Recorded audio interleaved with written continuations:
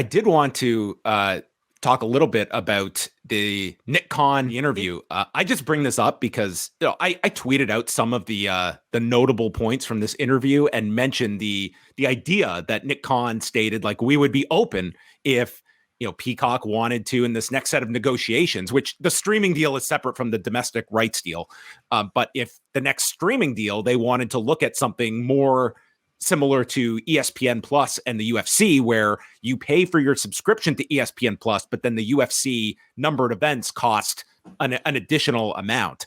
And I mean, if you want to go look at the bomb that was dropped on my Twitter feed of people quote tweeting this, I mean, I don't think I saw one positive comment of just absolute guarantees from people that they will be streaming WWE shows from now on. They hate this idea. I mean, it was presented as a total hypothetical, and Nick Khan even stating, if they offered us a 5x increase, sure, we'd have to take a solid look at it. I don't think this is something they are spearheading forward, but I mean, you would be foolish to state, oh, we would never do that. Of course, if there was a revenue value attached to it, but Nick Khan is also very, very astute in the sense of you can take the quick money, but what is your relevancy going to be at the end of that deal? And if you, he even, I think it was in this interview, compared it to boxing, where they went to a model of all the big fights on pay-per-view, and then about 10, 12 years ago, they realized that, they need to have a larger window to get their fighters into living rooms, into the homes of your fans, and not just have a giant price tag attached to all the biggest fights. Like, you want to have that window for accessibility and not just paywall everything. Do you think the UFC has been hurt by that? I think UFC has done a very good job that you have so much product out there on their different systems, very much like WWE. Like, you have your basic cable. I will say WWE, they have more of a network window because UFC only gets on ABC a few times a year, but there's pretty much every Saturday night your chance to watch fights, and you get like a decent quality main event almost every Saturday night. But the pay-per-views, I think the big shows are monsters, but there are your rank and file shows that, again, we don't see numbers, but I imagine those ones are hurt by being the same price point as your biggest shows, like $80, and they've done like 3 pay-per-views in just a month and a half stretch. They've got another one next weekend. Like, that's a huge amount you're asking your audience. It's very expensive to be a UFC fan. I suppose it's a bit of a more difficult comparison because the UFC has always been pay-per-view.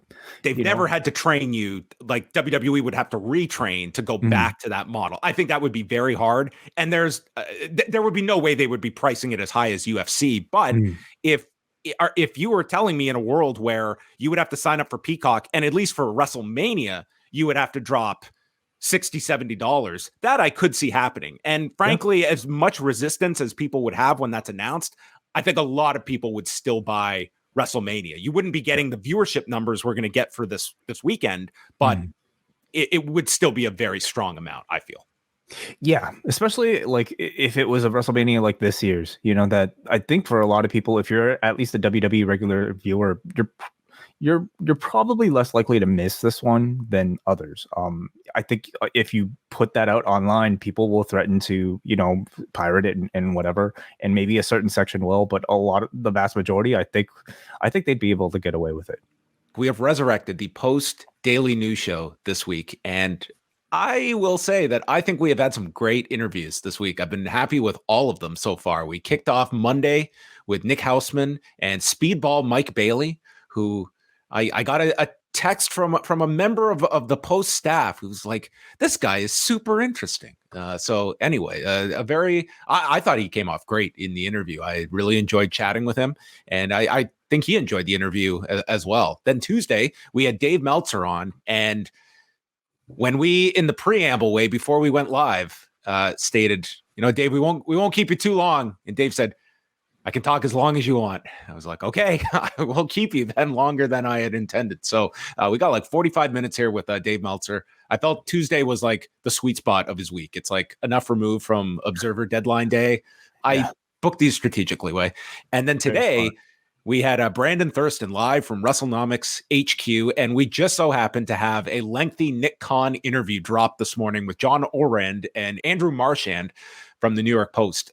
They did an interview with Nick Khan, and we dissected that. We went through some Mania business numbers, WWE's overall health going into their big weekend. Thursday, we are going to be joined by Davey Portman for a big look at both nights of WrestleMania as well. We'll talk about Stand and Deliver. And John Pine will also stop by, our local GCW correspondent. He will be talking about some of the highlights from the collective that is coming up over the weekend. What are the big matches to look out for? What is he most interested in? So chatting with both of them on Thursday. Friday afternoon, we will have John Cena on the show and maybe some other people popping by as we will get to look back at what went down on Thursday night. What are the big highlights from the Mark Hitchcock show? Impact and New Japan have their show, Bloodsport. So that's sort of the first night recap. And then again, Friday night after Supercard of Honor, we will also have a show. Saturday night, Sunday night live on the YouTube channel, minutes after WrestleMania. And then Monday, we can all collectively enter a coma before Raw.